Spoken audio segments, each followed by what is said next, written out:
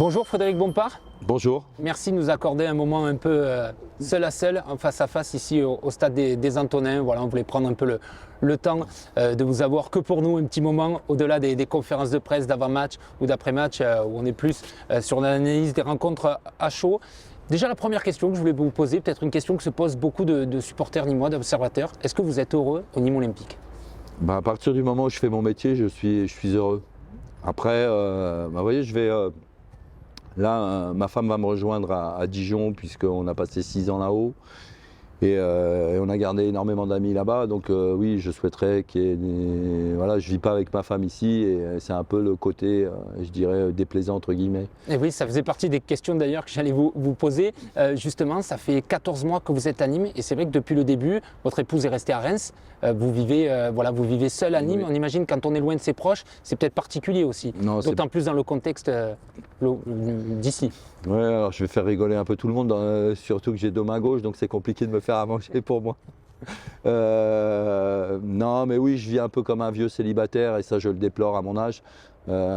C'était pas possible qu'elle vous rejoigne ? On ne s'est pas organisé comme il fallait et le temps a passé très vite.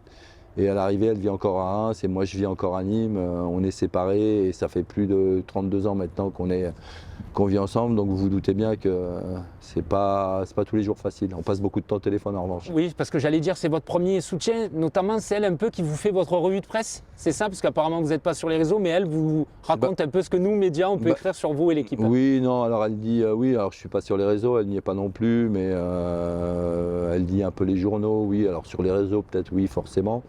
Et elle me rapporte un peu ce qui s'y dit, oui. Mais elle fait attention à tout ça, oui, elle a toujours fait attention à ce que je faisais. Vous savez, c'est important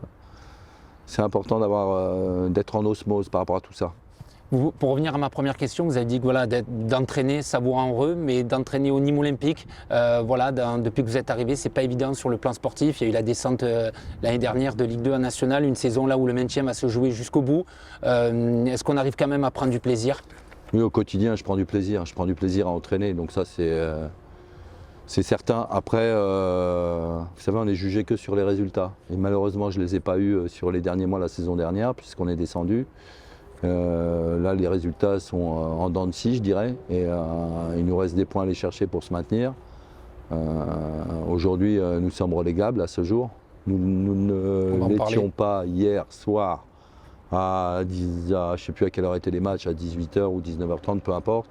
Toujours est-il que les résultats d'hier ont été défavorables pour nous.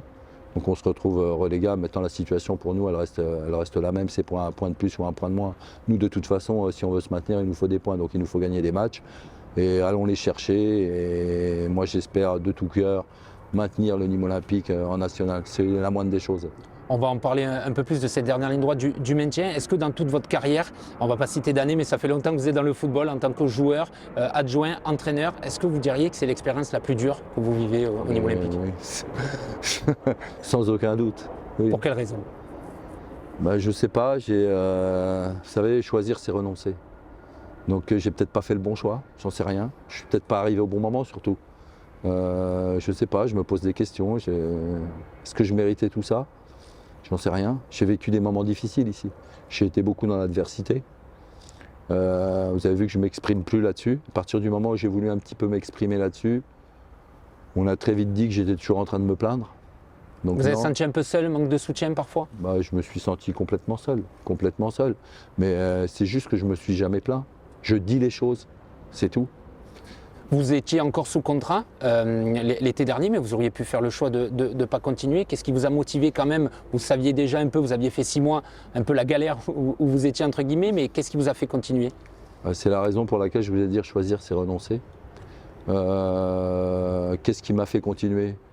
1, parce que j'étais sous contrat. 2, parce qu'on venait de descendre. Et je me suis dit, j'ai au moins des obligations vis-à-vis de ce club. Parce qu'il ne faut pas oublier que quand ils sont venus me chercher, j'étais au chômage, ne l'oublions pas. Donc je me suis senti redevable. Et puis dans mon esprit, c'était pourquoi pas essayer de faire quelque chose. Mais vous voyez, c'est dommage parce que je trouve que ce groupe-là, il mérite d'être entraîné. Et il y a vraiment quelque chose à faire avec ce groupe. Je trouve qu'il se bonifie et qu'il s'améliore. Alors certains vont dire, oui, mais vous ne gagnez pas les matchs. Oui, certes, on ne gagne pas les matchs. Mais cette équipe, elle joue de mieux en mieux. Sur le côté où, voilà, parfois vous le disiez, l'image qui peut être renvoyée, que vous vous plaignez.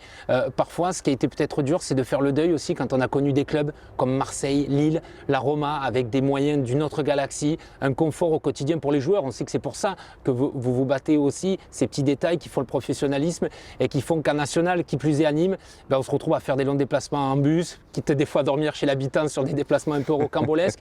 C'est dur pour vous de l'accepter, ça, on sent qu'il y a toujours un peu cette rengaine vis-à-vis de ça. C'est peut-être le lot du national?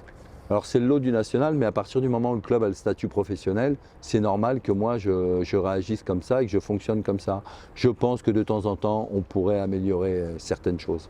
Voilà, je le pense. Bien évidemment, je sais pertinemment que je n'aurai jamais le même confort que j'ai pu avoir à Lille, à Marseille, à Rome ou même à Guingamp. À Guingamp qui est un club hyper structuré et où il fait bon vivre. Mais je pense qu'on pourrait quand même de temps en temps améliorer certaines choses, je le redis, mais franchement, de toute façon, moi je me bats pour mes joueurs. Je me bats pour mes joueurs. Justement, vos joueurs, vous en avez parlé, on arrive dans la dernière ligne droite, il reste 8 matchs. C'est vrai que Nîmes, avant ce déplacement à Dijon, est repassé relégable. Comment vous abordez cette fin de saison? Moi, je l'aborde sereinement. Ce qui est important, c'est que tout le groupe soit concerné. Donc je veille à ça. Et c'est le cas? Que tout le groupe est concerné? Oui. Oui, je le pense. Oui, je le pense. Vous les avez vus ce matin s'entraîner. Voilà, je crois qu'ils sont tous concernés, ils ont tous envie. Quels ingrédients vous mettez au quotidien concrètement, voilà, pour garder cette motivation et surtout cet objectif qui est quand même assez élevé? On parle de la survie d'un club professionnel. Oui, je suis d'accord. Vous savez, les ingrédients ne sont pas compliqués. Moi, je reste déjà le plus professionnel possible. À partir du moment où les joueurs voient que le coach ne lâche pas, qu'il est là le premier le matin avant tout le monde, que les séances sont préparées, qu'il y a un briefing tous les jours pour présenter les séances d'entraînement. Je passe également beaucoup de temps en entretien individuel avec les joueurs. Donc à partir du moment où les joueurs voient que le coach n'a pas lâché et voient que le coach est professionnel et qu'il y a un staff à la hauteur derrière, voilà. Vous pensez que vous allez pouvoir tirer votre épingle du jeu? Il y a 5 équipes, on va dire même 6 équipes qui se tiennent en 3 points. Voilà, il y a un petit trou qui a été fait. Il y en a 2 malheureusement qui vont devoir descendre. On sait 6 descentes. Voilà, on voit sur 2024 d'autres ressources, la capacité à revenir aussi dans les matchs. Maintenant, il faudrait peut-être faire aussi parfois la différence plus tôt. Mais tous ces éléments-là, plutôt positifs, vous rassurent dans le fait que vous pouvez aller chercher ce maintien? Moi, je reste persuadé depuis le départ qu'on peut se maintenir avec cette équipe-là, avec cet effectif-là. Maintenant, j'ai toujours dit, c'est pour ça que je vous disais le plus rapidement possible, parce que je savais que ce serait dur jusqu'à la fin. Et donc là, de toute façon, quoi qu'il arrive, ce sera jusqu'au bout du bout, quoi. On ne va pas reparler de la saison dernière, on sait que vous avez toujours la relégation à travers de la gorge, mais la dernière fois, vous aviez parlé de joueurs guimauves pour qualifier un peu l'état d'esprit général. Si vous deviez comparer cette année, on serait sur quel type de bonbons, vos joueurs, des bonbons acides? Oui, alors déjà, je suis content que vous me posiez la question parce que je pense que j'ai été maladroit. Donc, vous ne vouliez pas généraliser? C'est un peu ça le... Oui, non, je ne voulais absolument pas généraliser. Comment moi je peux me permettre? Alors déjà, la définition d'une guimauve, c'est un bonbon tendre et sucré.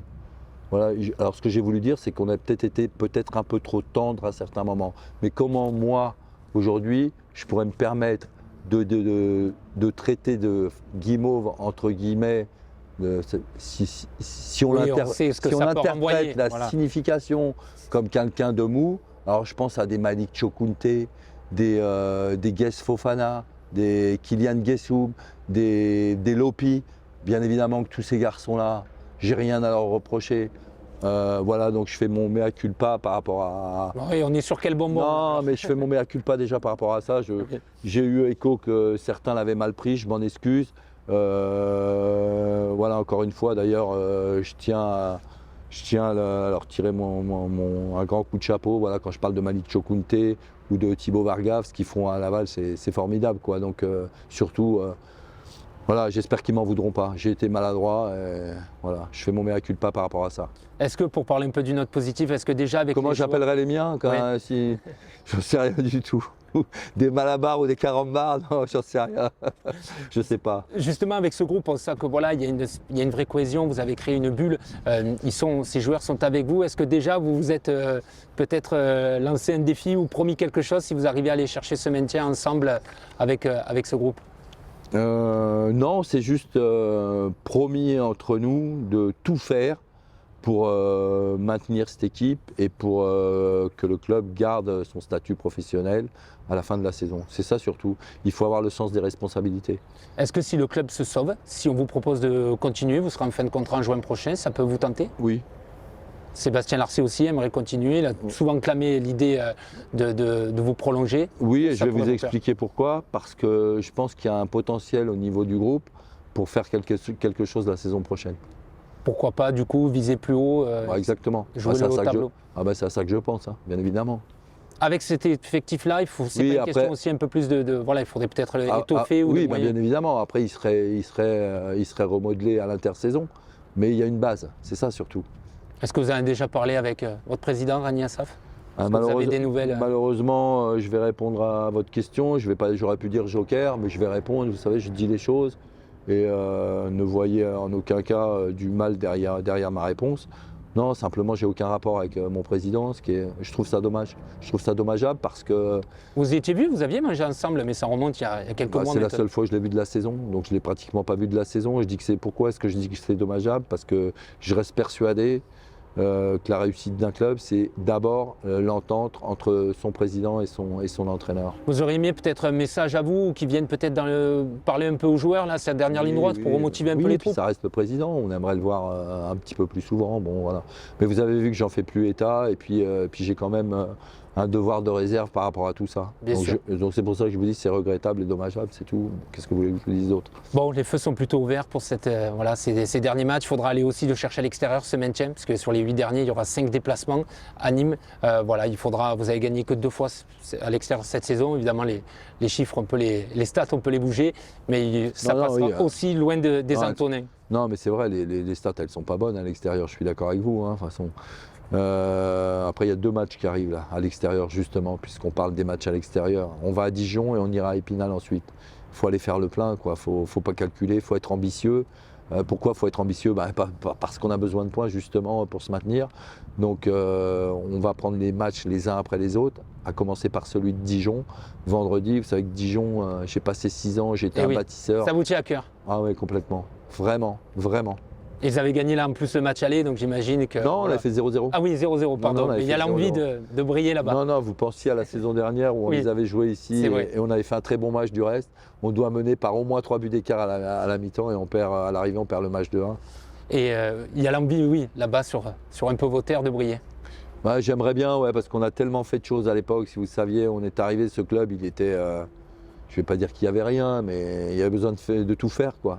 Et vous savez ce que j'ai fait? J'ai mis le bleu de chauffe, j'ai retrouvé les manches et croyez-moi, j'y ai passé du temps. Franchement, je peux vous en raconter des anecdotes, mais ce serait trop long. Mais oui. On espère en tout cas une victoire des Nîmois ce soir face à Dijon, match à 19h30 qui sera à suivre en direct commenté sur Objectif Gare. On sera présent aussi du côté de la Bourgogne. Merci coach, et puis on vous souhaite évidemment le meilleur pour cette fin de saison et le maintien. Merci à vous, merci beaucoup.